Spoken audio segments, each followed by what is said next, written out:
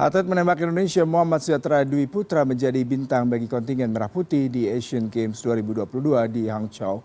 Dua emas yang disumbangkan Tera menjadi emas pertama yang diraih Indonesia dari arena menembak sejak cabur ini pertama kali di pertandingan di Asian Games di tahun 1954. Bagaimana kisah perjalanan karir Tera di cabur menembak? Berikut profil dari Muhammad Sejahtera Dwi Putra, hasil liputan dari koresponden CNN Indonesia Erlangga Wisnuaji dan foto jurnalis Andriawan Saputra.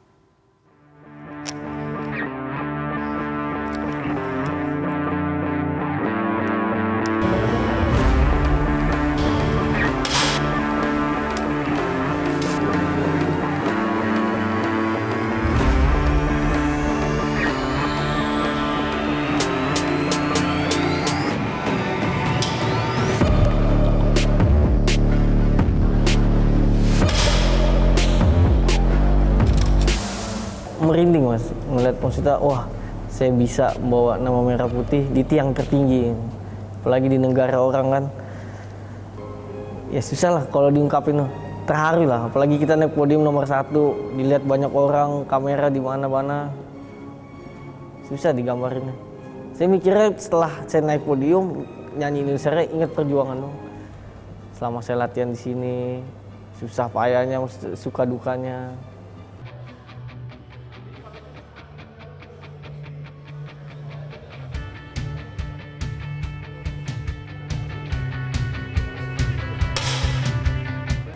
Kalau buat saya olahraga menembak ini olahraga yang unik.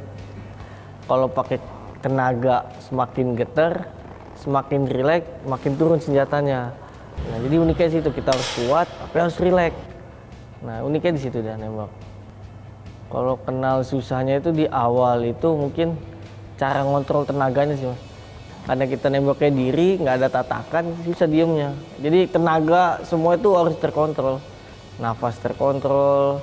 Terus mata juga nggak boleh ngedip, kan kita harus kontrol semua badan. Gerak dikit, laras goyang.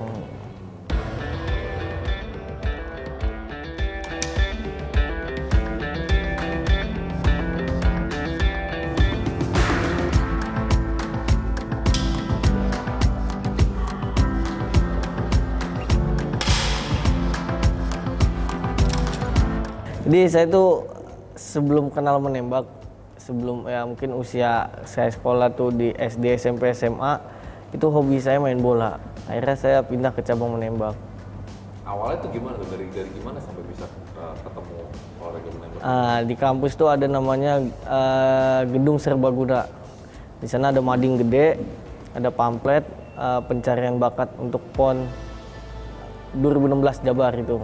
Ikut seleksi, udah sampai sekarang saya bertahan. Bahwa anak ini punya daya tangkap yang bagus. Artinya dengan instruksi yang hanya singkat, tapi dia bisa mengaplikasikan di dalam praktek. Awalnya di situ. Kedua, dari personal itu sendiri, sikap, terus perilaku, terus gestur tubuh, oh ini kayaknya bakat. Nah, dari situ saya telatenin untuk melatih dia. Kalau di lapangan sosoknya pelatih. Berperan besarnya karena dia yang ngelatih saya, yang ngebina saya dari nol sampai sekarang.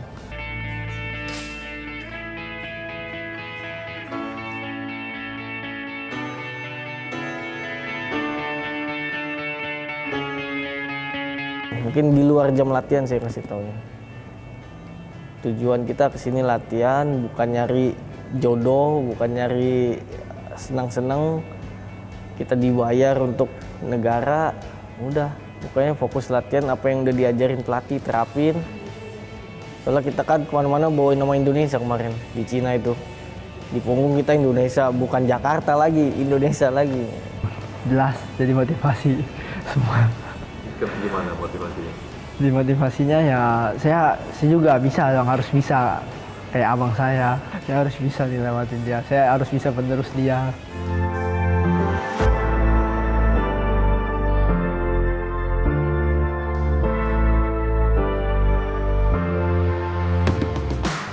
Untuk running target sendiri, sebenarnya untuk regenerasi saya rasa masih kurang.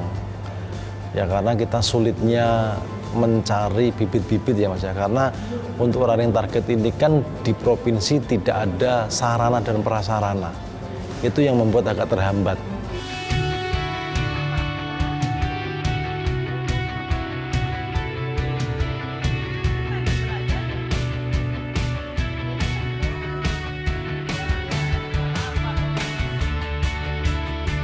Saya tuh takut ada omongan kayak sudah menikah nih, udah jadi bapak-bapak juga, pantesan prestasinya menurun gitu.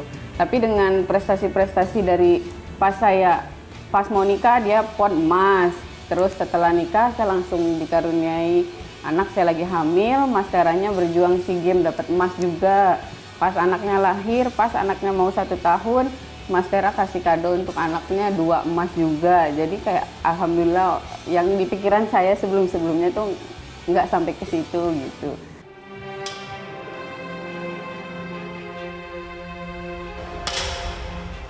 Ya memang cita-cita seorang atlet ya paling tinggi di Olimpik. Mungkin Asian Games itu kejuaraan keduanya mungkin.